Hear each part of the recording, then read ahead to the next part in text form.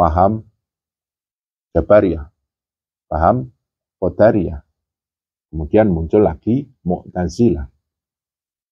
Saat itu juga ada yang namanya paham Sunni sama paham Syiah. Terus ada lagi paham Wahabi dan paham Salafi. Di Nusantara ini, karena dulu leluhur-leluhur kita lebih menggunakan rasa, maka saat itu tidak banyak sekali yang namanya benturan-benturan pemahaman.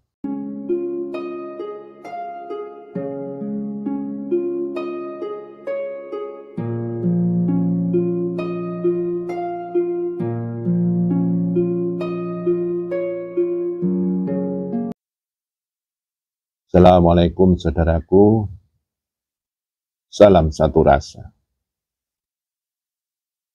Saudara-saudara yang saya muliakan, alhamdulillahirabbil alamin. Puji syukur saya haturkan kehadirat Allah Subhanahu wa taala, karena dengan kemajuan teknologi manusia di dunia ini, sekarang kita dengan mudahnya bisa mendapatkan satu teknologi informasi, khususnya YouTube, yang sekarang berhasil mengunggah ajaran-ajaran kearifan lokal di Nusantara ini. Dengan mudahnya kita lewat perangkat YouTube melihat banyak sekali ajaran-ajaran kearifan lokal Nusantara dimunculkan saat ini. Banyak sekali channel-channel yang mengunggah ajaran-ajaran leluhur di Nusantara ini. Entah itu penghayat, entah itu ajaran kejawen, entah itu kejawan, kahuripan, entah itu kearifan-kearifan di daerah tertentu. Dan saat ini pun merambah ke dunia sufi. Ajaran-ajaran spiritual sufi, berkhusus tarekat, hakikat, dan ma'rifat mulai diunggah di media sosial. Dan dengan mudahnya, hanya satu perangkat YouTube kita bisa mendengar wejangan-wejangan yang mewakili kearifan-kearifan lokal yang digali di Nusantara ini. Ajaran-ajaran leluhur yang adiluhung di Nusantara ini mulai bermunculan dan luar biasa. Leluhur-leluhur Nusantara begitu kaya dengan hasanah-hasanah ajaran moralitas, ajaran budi pekerti, ajaran kearifan tertentu. Saudara-saudara yang saya muliakan, kalau kita mau menelaah lebih dalam, ini sebagai satu pertanda baik atau pertanda buruk bagi Nusantara. Secara netral, walaupun saya ini juga mengunggah ajaran-ajaran sufi, spiritual Islam, kadang spiritual Jawa, dengan objektif saya melihat ada dua kemungkinan yang terjadi nanti. Menghadapi suguhan-suguhan ajaran kearifan Nusantara ini yang begitu banyak, kalau kita mengkajinya dengan rasa kita, bahkan dengan rasa kita, rahasianya rasa kita, insya Allah ini akan pertanda baik buat Nusantara. Kalau orang-orang yang mendengar dan melihat ajaran-ajaran itu, mereka mengkaji dengan rasanya, maka ajaran-ajaran itu akan menjadi satu titik petunjuk, titik hidayah, titik pencerahan. Dan itu akan membawa Nusantara ini pada satu peradaban yang disebut zaman pencerahan. Dengan ajaran-ajaran leluhur yang dimunculkan itu akan mencerahkan generasi-generasi selanjutnya, termasuk kita. Dan terciptalah satu peradaban Nusantara yang tercerahkan. Bahkan insya Allah, Nusantara yang nanti akan menjadi Nusantara yang terang benderang. Nusantara yang bisa hijrah dari zaman kegelapan, zaman yang serba tidak jelas, zaman yang simpang siur menjadi satu titik pencerahan dan titik terang bagi Nusantara ini. Akan tetapi, ada kemungkinan yang kedua. Apabila ajaran-ajaran leluhur yang adiluhung tersebut kita kaji hanya pakai kajian logika, kita paham bahwa logika ini tempatnya persepsi, tempatnya pemahaman, dan setiap orang dengan kepala masing-masingnya, di dalamnya ada otak, itu beda persepsinya, beda pemahamannya, walaupun ajarannya sama. Satu ajaran ditangkap oleh 200 juta orang umpamanya di Nusantara ini. Itu akan memunculkan pemahaman 200 macam, 200 juta macam maksud saya. Akan muncul persepsi yang jumlahnya pun 200 juta pula. Beda dengan rasa. Kalau kita mengkaji pakai perangkat rasa, rasa itu muncul dari alam wahidiyat.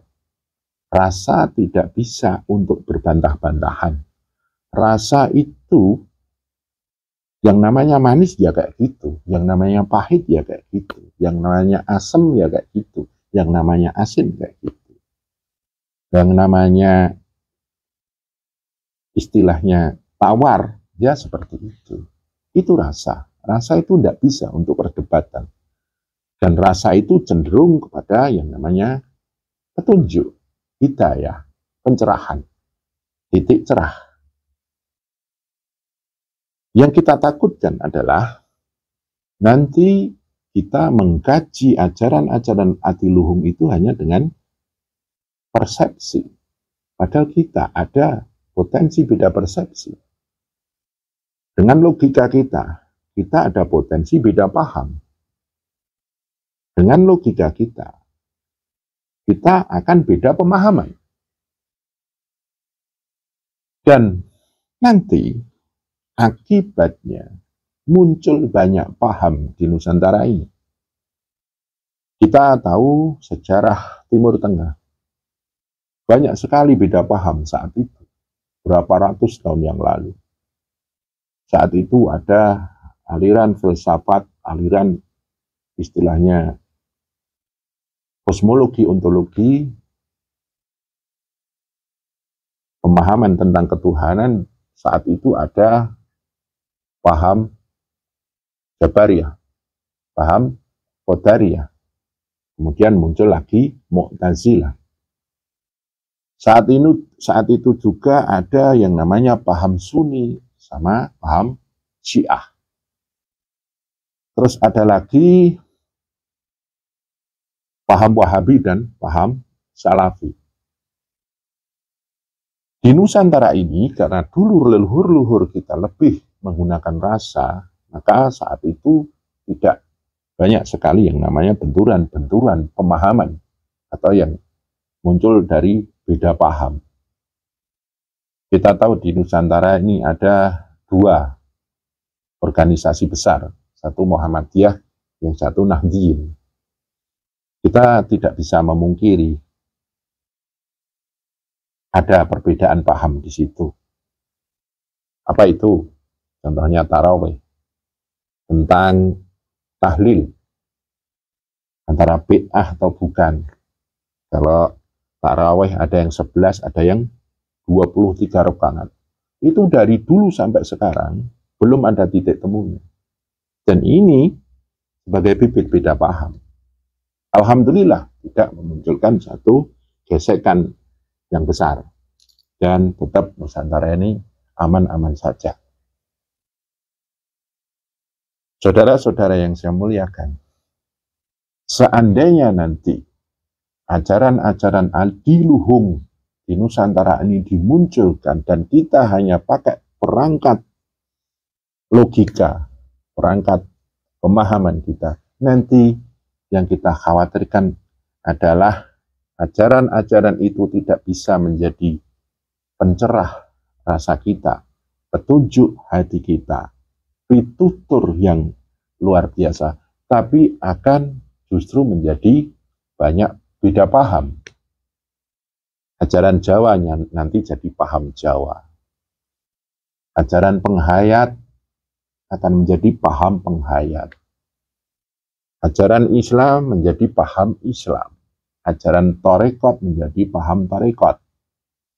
Paham Tarekat yang di Nusantara ini banyak sekali majelis-majelis tarekat. Entah itu Syatariyah, Satariyah, Syadiliyah, Rifaiyah, Arifaiyah, Naksabandi, Qadiriyah, Akmaliyah, Syadiliyah. Dan itu kalau kita hanya menggunakan logika yang mengandalkan pemahaman dan persepsi, itu akan menjadi satu paham-paham yang secara alami bermunculan. Dan nanti justru akan memecah Nusantara ini. Saya secara pribadi berharap, dan mungkin sedulur-sedulur juga semoga menginginkan yang sama, bahwa munculnya ajaran-ajaran leluhur tersebut akan menjadi satu zaman pencerahan, zaman terang di Nusantara ini. Yang tidak ingin kita harapkan adalah dengan memunculkan ajaran-ajaran leluhur itu akhirnya diarahkan pada satu perbedaan pemahaman, perbedaan persepsi, dan nanti lama-lama terjadilah satu benturan, gesekan.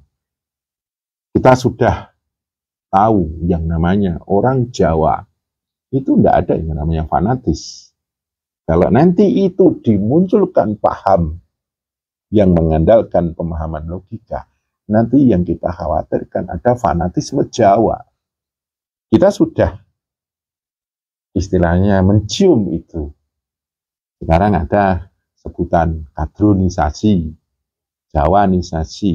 Ya, orang Jawa melihat agama-agama impor itu sudah mulai berbahaya bagi paham mereka.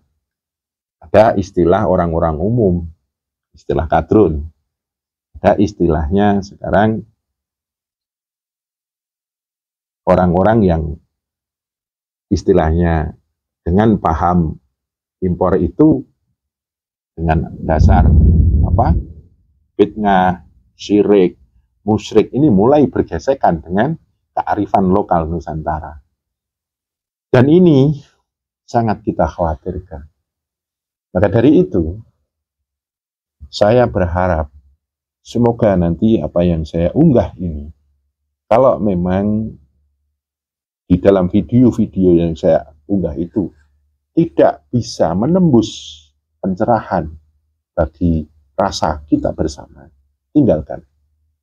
Seandainya itu membawa pencerahan, kita lakukan. Kita ambil sebagai daya petunjuk, daya pencerah pribadi kita. Tapi kalau nanti video-video yang saya unggah akhirnya memunculkan beda paham, tinggalkan juga. Kalau itu memunculkan satu istilahnya wawasan rasa tertentu, mari kita gunakan. Saudara-saudara yang saya muliakan,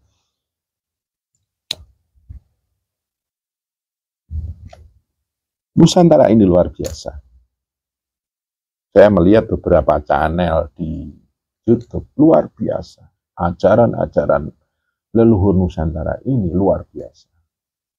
Sangat luar biasa. Saya berharap masyarakat-masyarakat yang pandemen ajaran-ajaran leluhur Nusantara ini akan menggunakan ajaran-ajaran itu untuk petunjuk dalam mereka menjalani kehidupan, melaksanakan penghidupan di dunia ini. Dan akhirnya nanti muncul yang namanya kehidupan yang tercerahkan, kehidupan yang disinari oleh satu pelita-pelita yang muncul dari ajaran-ajaran kearifan lokal tersebut. Dan nanti tidak menjadi satu beda paham. Kita bisa menjumbuhkan dengan rasa ini. Jumbuhing ajaran Islam dengan Jawa, jumbuhing ajaran Hindu, Buddha, atau mungkin ajaran penghayat itu menjadi satu sistem yang mematangkan pribadi kita, mendewasakan jiwa kita. Dan nanti akan memperkokoh bangunan-bangunan pencerahan untuk insan-insan di Nusantara ini. Dan akan menjadi cahaya penerang Nusantara ini. Yang disebut dengan pencerahan adalah akan membangun jiwa-jiwa insan Nusantara, pemimpinnya, ulamanya, aghniyanya, rakyatnya. Mereka semuanya tercerahkan. Dan insya Allah, para pejuang Nusantara ini yang dulu mengorbankan darah, mengorbankan nyawanya untuk kemerdekaan Indonesia. Mereka berdoa untuk anak turun mereka, ya kita ini. Semoga itu mustajabah. Para pendiri-pendiri Nusantara, pendiri negara Indonesia, para tokoh-tokoh pejuang kemerdekaan, saya yakin mereka punya doa, mereka punya azam bahwa Nusantara ini Nusantara Jaya. Seperti itu, saudaraku. Apa yang kita petik dari pembahasan tadi? Yang jelas, kita perlu hati-hati. Kita harus mengkaji semua itu dengan perangkat rasa kita, perangkat hati kita, agar semuanya itu jadi petunjuk.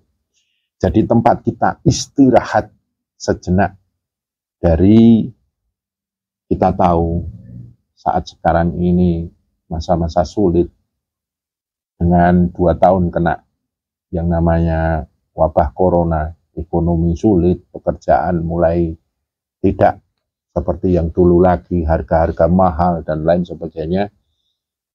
Sebetulnya ajaran-ajaran leluhur yang diunggah itu sebagai tempat kita berhenti sejenak dari kepusingan-kepusingan tersebut dan lebih mengedepankan rasa kita agar kita tidak ambruk menghadapi iklim keduniawian yang seperti ini. Jiwa kita tetap semangat, jiwa kita tetap tenang, jiwa kita tetap tercerahkan, jiwa kita tetap tersinari oleh daya pencerahan, daya cahaya, daya ketenangan yang muncul dari ajaran-ajaran leluhur tersebut. Begitu saudaraku, kurang lebihnya saya mohon maaf. Matur nuwun. Assalamualaikum warahmatullahi wabarakatuh.